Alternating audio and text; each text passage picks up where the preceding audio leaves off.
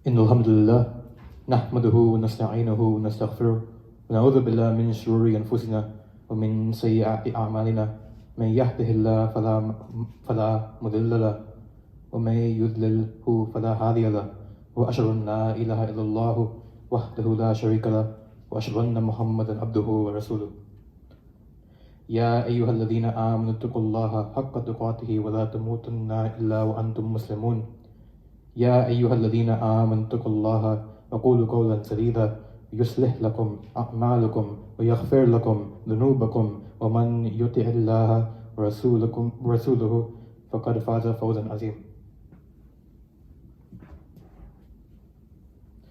We enter a new calendar year with the war in Gaza still going on. We enter a new year while our brothers and sisters are being slaughtered daily. We enter a new year with more propaganda being pushed in our faces and the truth being silenced. But this war did not start a few months ago. Our brothers and sisters did not start being massacred a few decades ago. And this Zionist ideology did not start 100 years ago. Rather, this war on peace in the blessed land of Palestine began in 1897 with Theodor Herzl. My khutbah today will focus on the history of Zionism, how the occupation seized power, and how we came to be in the position we're in today. Theodor Herzl was the founder of Zionism. He created this ideology to acquire a homeland by force in Palestine. He went to the Sultan of the Ottoman Caliphate, Abdul Hamid II, and tried to buy the land he would use to prop up a Zionist state. Sultan Abdul Hamid II replied by saying, "Advise Dr. Herzl not to take any further steps in his project. I cannot give away a handful of the soil of this land, for it is not my own. It is for all the Islamic nation that fought for the sake of this land, and they have watered it with their blood. They may keep their money and millions.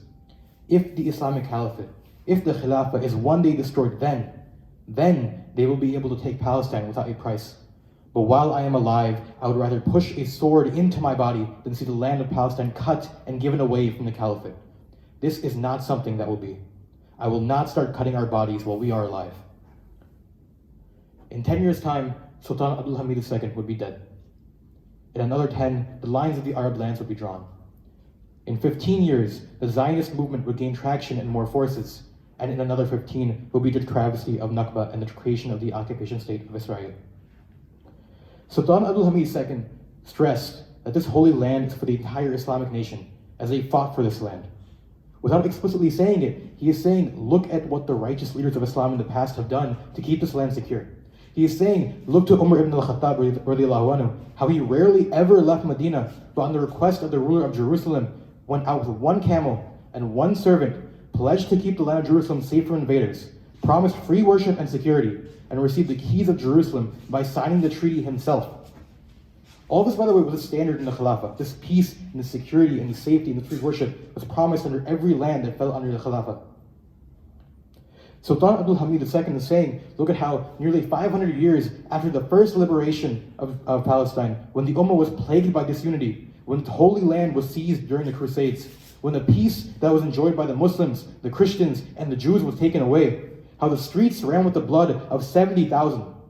How the streets of Jerusalem ran with the blood of 70,000 civilians. How Salahuddin al-Ayyubi liberated it. How he uprooted the rulers. How he united the Ummah, gathered the armies under one banner, and avenged to Jerusalem and regained those keys. And he granted the civilians safe passage out. This occupation of this land is not something that we can sit idly by watching. It's not something we see on Instagram, you can scroll past. It's directly linked to our Aqidah.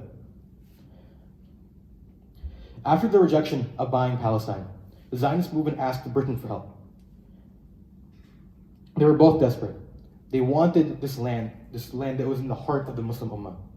The British made a deal with Sharif Hussein, the governor of Mecca, to revolt against the Ottoman Caliphate.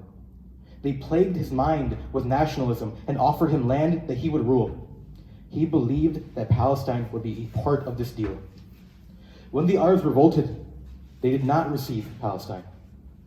Then came the Sykes-Picot Agreement, where a French and a British diplomat drew lines on the Arab world on a map to be divided amongst the colonial powers. And finally, the Balfour Declaration, where the British gave full support of the British government to the Zionist movement. The British troops marched into Palestine and the occupation began.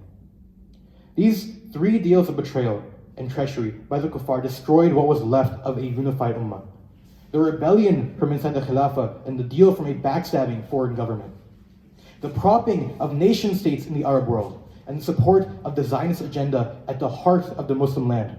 All of these worked in tandem to ensure the successful eventual rule of Zionism. The Arab generation at the time, they would have lived under the justice of the Caliphate, but their children would grow up under barriers of ink, and their children's children would grow up plagued by this same prison. It was treachery then, and it is treachery now. It was betrayal then, and it is betrayal now. It was murder then. It was murder then, and it is murder now. The rulers of nations today do not take any action against this plight against the Muslims in Palestine. Biden said that if Israel did not exist, we would make an Israel. He said he was proud to be a Zionist. When the government blocked aid, when the United States government blocked aid being sent to Israel, Biden bypassed this and he sent them millions. When the Muslims in the West Bank went to the Jordanian border, they were turned away by a blockade of troops sent to stop their own Muslim brothers and sisters from entering a land ruled by a Muslim. Before October, the Saudis were in talks to normalize relations with Israel. Can you imagine that? Can you imagine that? Can you imagine looking at a man who killed your brother, who killed your sister, who killed your mother, and shake his hand and say that it's in the name of peace, while he's continuing to kill the rest of your family? Can you imagine not sending any aid to your family while they die helplessly, without food, without water, without electricity? Can you imagine how when Yemen blocked Israel's trade routes, forcing them to go all the way around Africa, the Arab nations sent aid to the occupation, sent food to the occupation, sent supplies to the occupation state, yet when mothers hold their injured children in their hands, when fathers hold pieces of their children's dead bodies in bags, and they cry out, where is the Muslim Ummah? Where are the Muslim leaders? Where are the Muslims?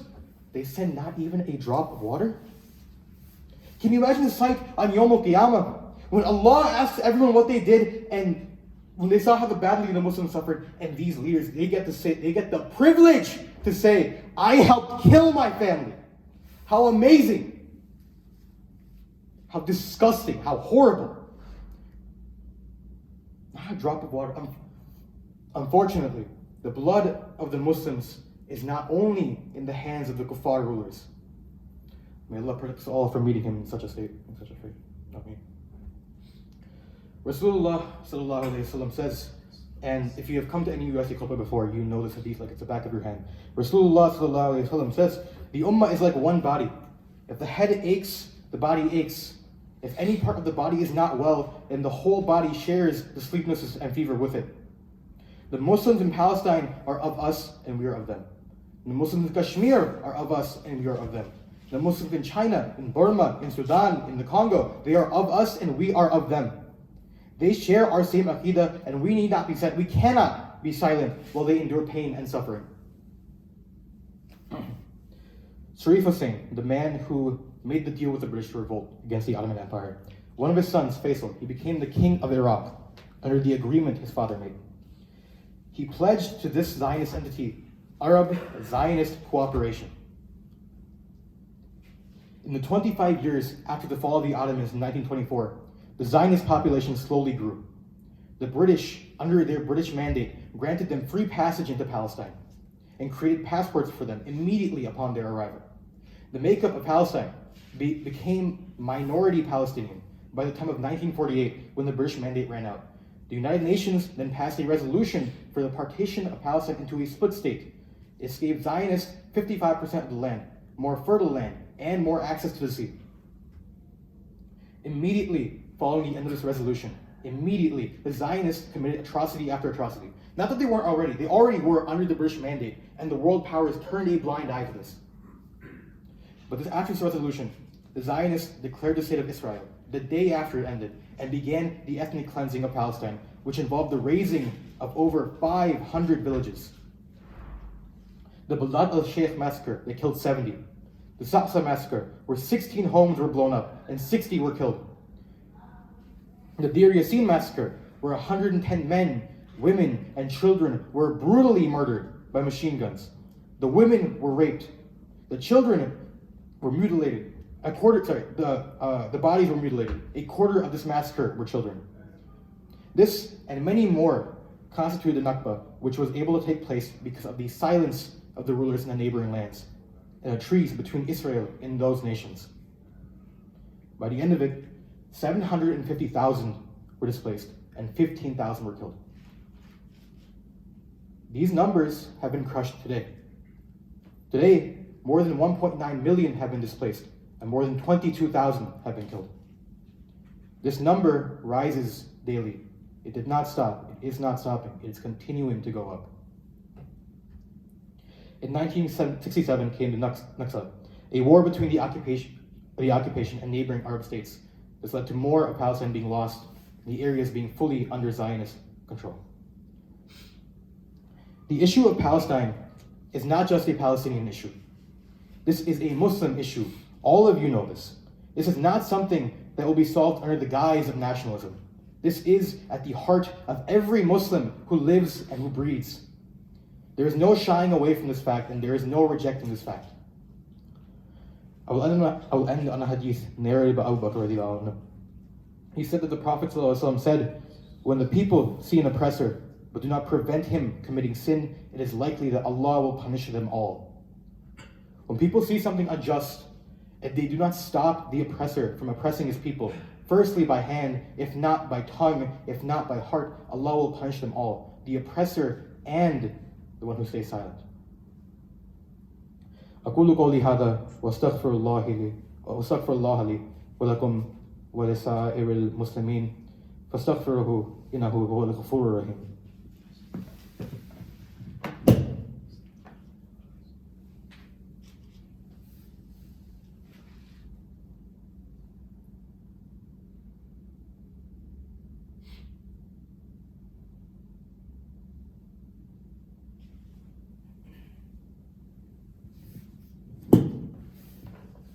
Bismillah, alhamdulillah, wassalatu wassalamu ala Rasulullah, sallallahu alayhi wasallam. This leaves us with one question. What do we do? What can we do here, so far away from Palestine, so far away from the Muslim Ummah in the Arab lands? Many of you have asked this already. Many of you know the answer, and many of you are already doing what you can. But this is a reminder, firstly to myself, and then to you. Along with, of course, making dua, waking up for tahajjud, we need to continue to push back against the Zionist narrative that we see being spread in the media. This recent wave has been going on for 3 months, but we cannot stop talking about it in our social medias.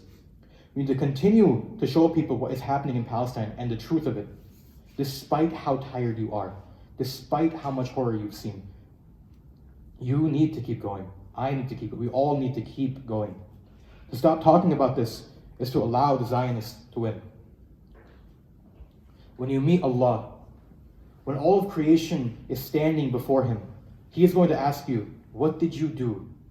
What did I do when I saw the Muslims suffering? What are we going to say? Will we say, Ya Allah, I did what I could. I talked about it. I made dua. I sought the Islamic solution and I worked for it. But I could do no more than that. Or will we say, Ya Allah, I feared the people more than I feared you. I allowed myself to be complicit when I saw corruption reign and death spread across the lands. I said not a word. Allah says in Surah Al-Baqarah, Ayah 155, we will certainly test you with something of fear and famine and loss of wealth, life and crops. Give glad tidings to those who patiently endure. You have heard this before as well. The people of Palestine's test is continuing, ongoing, and they are passing undoubtedly. May Allah accept them all among the shuhada, ameen. But our test is also continuing. We've seen people stop posting about this, stop talking about this, put it in the back of their mental cabinet because they're burned out from seeing how badly our ummah is suffering. This is not an excuse to stay silent. We need to keep going, and there will be consequences for it. You may lose friends, you may lose your social media, you may lose something worse, but you are promised by Allah glad tidings if you endure. Allah asks a rhetorical question in Surah Al-Rahman, verse 60. Is the reward for good anything but good? He is saying that for whatever good action you will take, You will be recompensed for it with goodness. Even if you don't see it in this life, you will see it in the akhirah. And it will be multitudes better in the akhirah than anything you could ever see in this dunya. We are the sons of Salahuddin al-Ayyubi. We are the sons and daughters of Salahuddin al-Ayyubi. We are the sons and daughters of Umar ibn al-Khattab. We are the ummah of the Prophet ﷺ. Palestine is our issue, as is the oppression and subjugation of every Muslim across this earth. May Allah grant those killed in Palestine Jannatul Firdaus. Ameen. May Allah grant the oppressed in Palestine, in China, in Burma, in Sudan, in the Congo, Sabr al-Jamil. Ameen. May He grant liberation to the land of Palestine and to every land where Muslims reside. May Allah grant the Ummah unity, and may He allow His word to reign supreme over the world. Ameen Ya Rabbil Alameen. Ibadullah, Inna Allah ya'muru bil-adli wal-ihsani wa ita'i lil-qurba wa yanha 'anil fahsha'i wal-munkari wal-baghi ya'idhukum la'allakum tadhakkarun udhkuru Allah yadhkurkum washkuruhu yadhkurkum wastaghfiruhu yaghfir lakum wattaquhu yaj'al lakum min amrikum makhrajan wa aqimus salah.